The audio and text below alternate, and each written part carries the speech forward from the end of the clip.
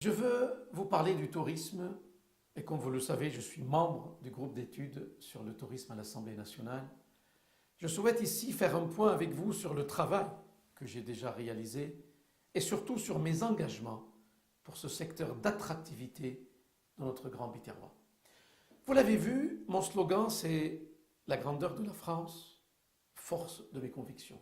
Et vous allez vous demander ce que mon slogan vient faire dans le tourisme.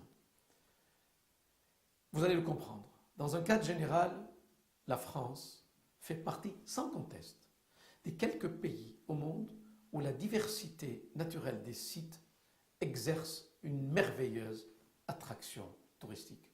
Notre territoire en fait partie intégrante de par sa diversité et la beauté de ses sites.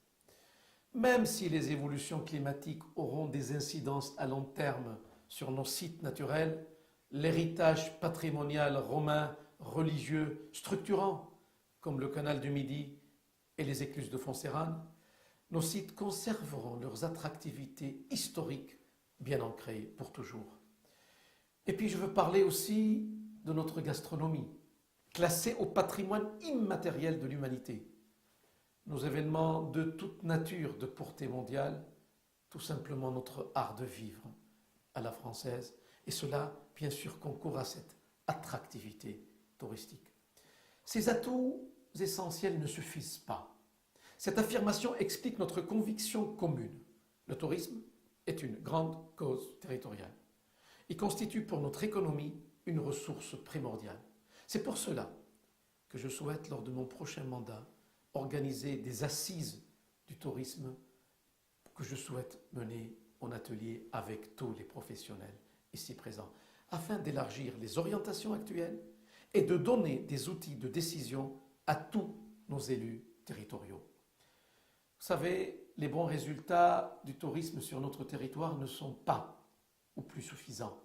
Nous avons besoin, tous ensemble, secteur public, secteur privé, tout le long de la filière touristique, d'amplifier nos actions et parfois de les corriger et surtout d'anticiper les évolutions à venir. D'une part, l'accroissement rapide de la demande nous impose d'agir et d'agir vite si nous voulons en capter une part significative.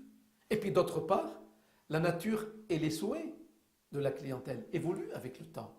Le passage du tourisme de groupe au tourisme individuel, le rajeunissement, les exigences qualitatives accrues, la place croissante du numérique dans l'ensemble de la filière. Et je ne veux pas être long, la naissance de bien d'autres pratiques, celle de la concurrence, d'autres destinations, qui s'attachent avec raison à la qualité du service rendu, qui régulièrement serre au maximum leur prix et sera de plus en plus rude pour nos professionnels. Ces données nous commandent d'agir vite, d'agir avec lucidité, d'agir avec rapidité. Et si nous voulons que notre territoire, ce grand Biterrois, vive pleinement de l'espace touristique qu'il possède, mutualisons nos moyens tout simplement pour optimiser notre chance.